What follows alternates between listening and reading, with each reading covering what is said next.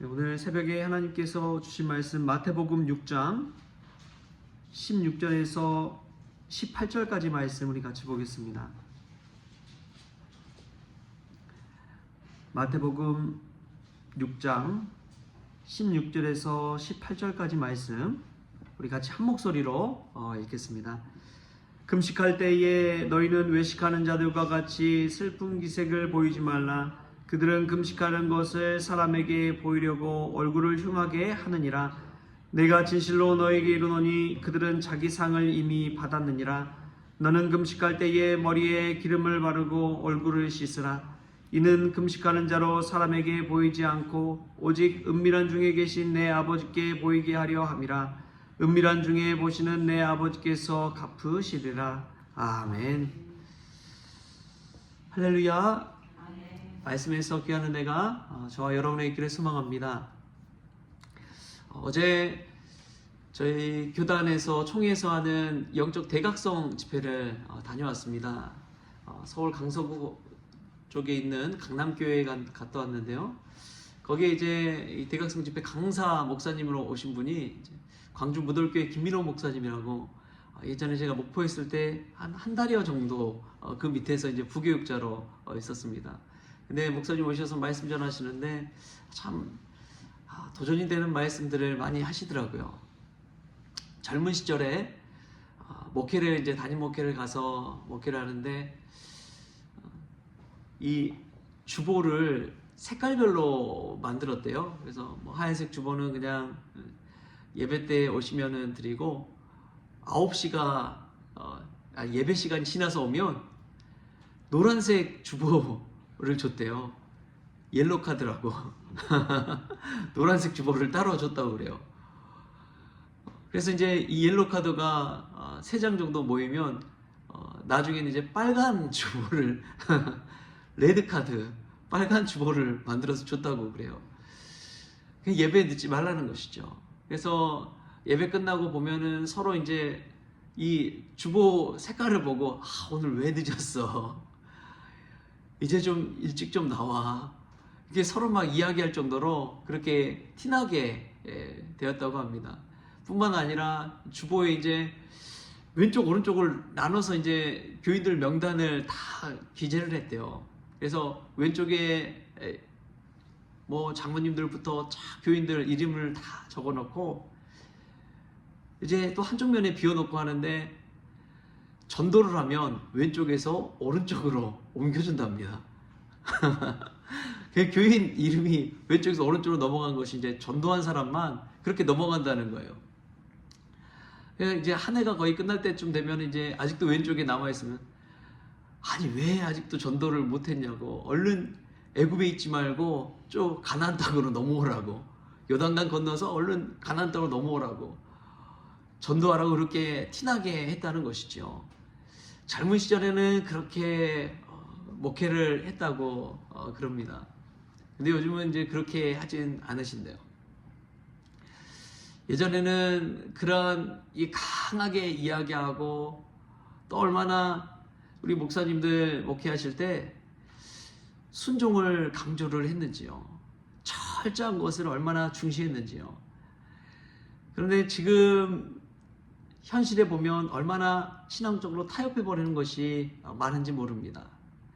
예수님 당시에도 참 이 귀하게 생각했던 이 형식들이 너무나 많이 있었습니다. 그 중에 하나가 이제 금식이죠. 새벽 주간에 계속해서 이야기하는 게 이제 외식하는 것에 관해서 우리가 반복해서 말씀을 들어왔습니다.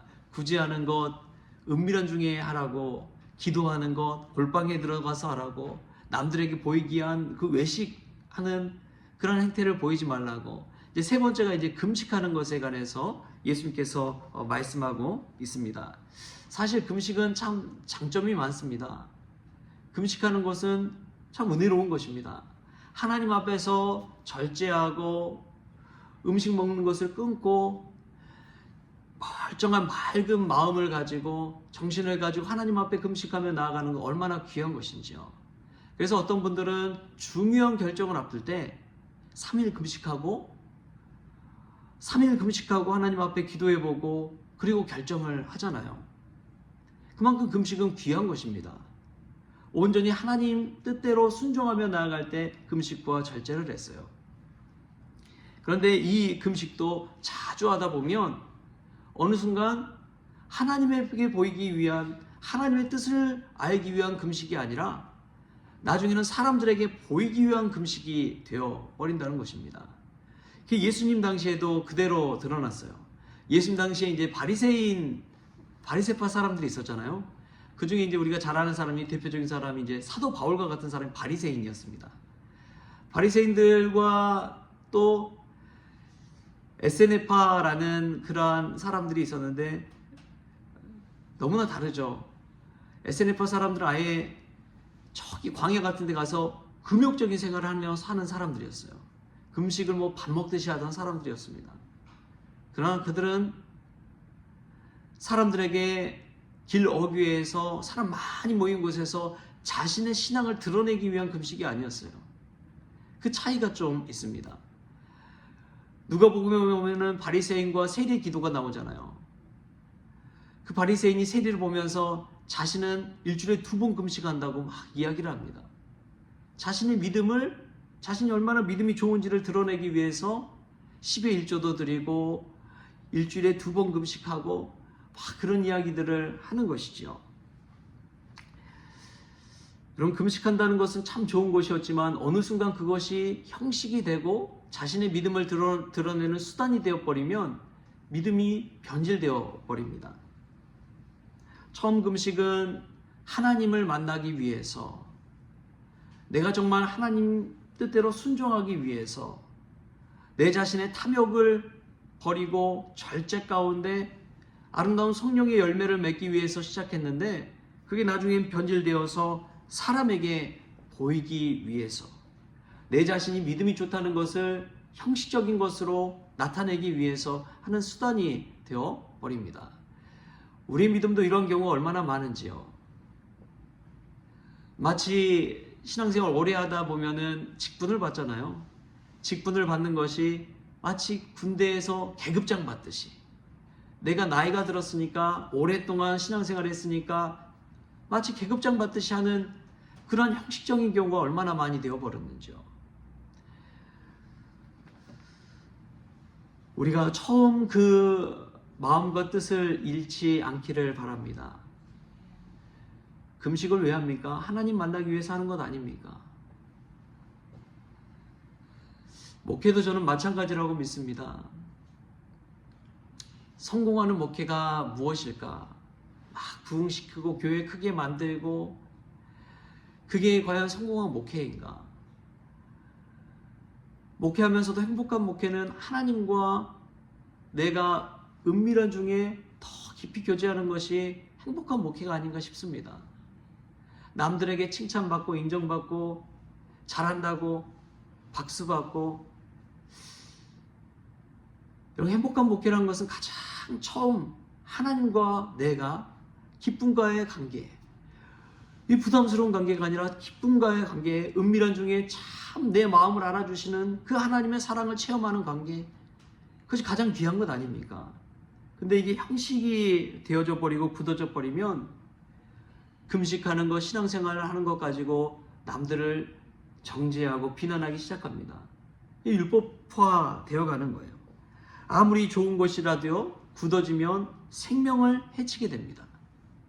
이 금식을 하냐 마느냐 가지고 다른 사람들을 바라보고 정죄하기 시작하면 다른 사람들이 믿음생활 잘 못해요. 신앙생활 잘 못합니다.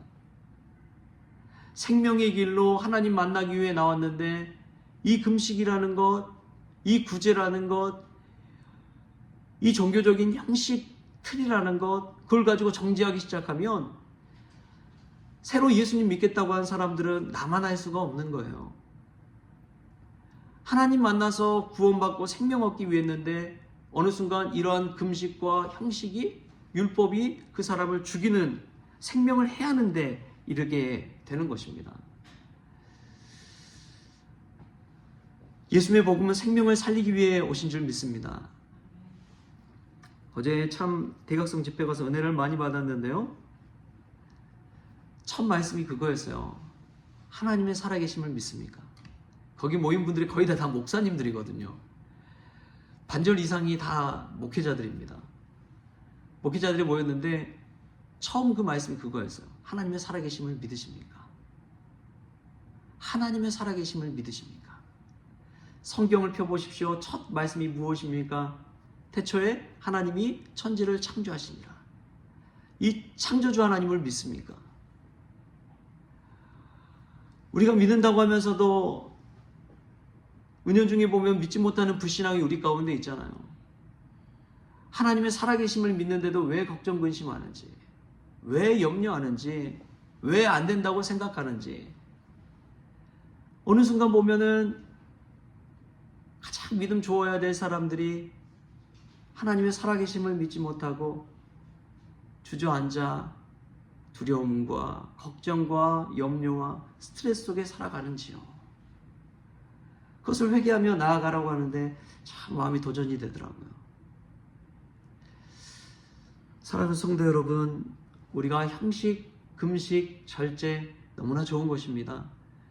그런데 그것이 외식이 되어버린다면 생명을 해치게 됩니다. 그러나 우리가 가장 먼저 중요하게 생각해야 되는 건 왜 금식을 하게 됐는지, 왜 예수님을 믿게 되었는지, 왜 기도를 하게 됐는지, 왜 선을 행하게 되고 봉사를 하게 됐는지, 여러분 그 사실을 잊지 마십시오.